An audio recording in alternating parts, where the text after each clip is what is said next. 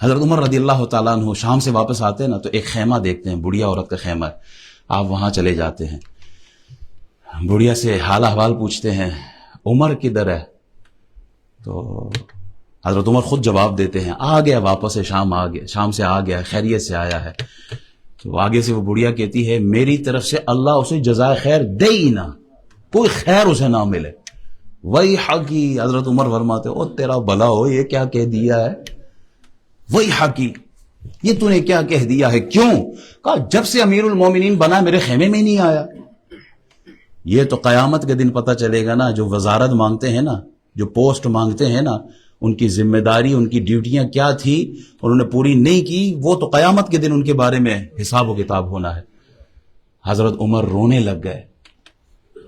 حضرت عمر فرماتے ہیں، وا عمر کل احد افقہ منک یا عمر، ہائے عمر، ہر آدمی تجھ سے زیادہ سمجھدار ہے.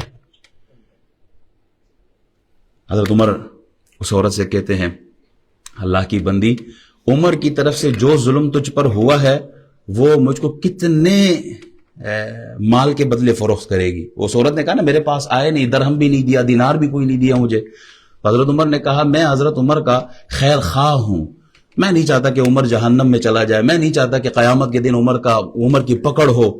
تو بتا کتنے میں عمر کو تو چھوڑ دے گی؟ انہوں نے کہا 25 دینار مل جائے.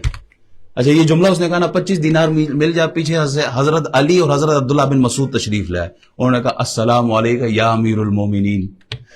اچھا، جب اس بڑھیا عورت نے سنا کہ امیر المومنین یہی ہے، تو کہتی ہے، شتم تو امیر المومنین فی وجہی، ہائے کم بختی، میں نے تو عمر کے سامنے ہی انہیں برا بلا کہہ دیا ہے.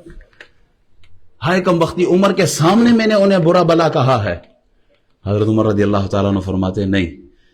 حضرت عمر نے خط لکھا. آپ ڈھونڈ رہے تھے کہ کاغذ ڈھونڈ لو، کوئی چیز ڈھونڈ لو جس پہ یہ معاہدہ لکھا جائے، کوئی نہ ملا. روایات میں آتا ہے، ایک میں ہے کہ آپ نے اپنا کپڑا قمیض پھاڑی ہے، ایک میں ہے کہ آپ نے چادر پھاڑی ہے.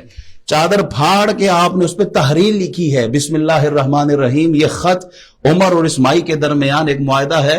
25 دینار کے بدلے میں جب سے عمر خلیفہ بنا ہے، اس کے عوض اس نے مجھے معاف کر دیا. قیامت کے دن یہ بڑھیا مجھے اللہ کے سامنے نہیں پوچھے گی. اور اس پر گواہ علی بھی ہے اور عبداللہ بن مسعود بھی ہے. پھر آپ نے وہی کپڑا اپنے بیٹے کو دیا. ایک روایت میں حضرت علی کو دیا کہ جب میرا انتقال ہو جائے تو یہ خط، یہ کپڑا، یہ معاہدہ تم نے قبر میں میرے ساتھ کفن میں رکھنا ہے. یہ تھے وہ حکمران جو ڈرتے تھے.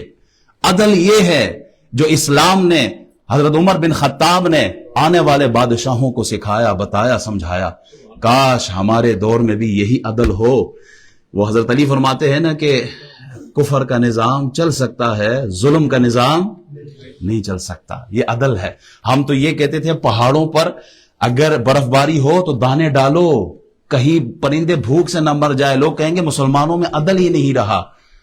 آج ساری دنیا کے چہرے پر غزہ کے، فلسطین کے مسلمان بچوں کا ایک سوالیہ نشان چھوڑ کے جا رہے ہیں. پرندوں کا خیال تو مسلمانوں کو تھا. 56 اسلامی ممالک آج مردار، بے ضمیر، جیسے قبروں میں دفن ہو چکے ہو، ان لوگوں کے لیے، پرندوں کے لیے آواز اٹھانے والی قوم آج اپنے بچوں کے لیے آواز کیوں نہیں اٹھا سکتی؟ پرندوں کو بھوکا نہیں دیکھنا. کیا غزہ کے وہ چھوٹے بچے وہ انسان نہیں ہیں؟ یہاں کتے اور بلی کے حقوق ہے، لیکن غزہ کے بچوں کے لیے کوئی حقوق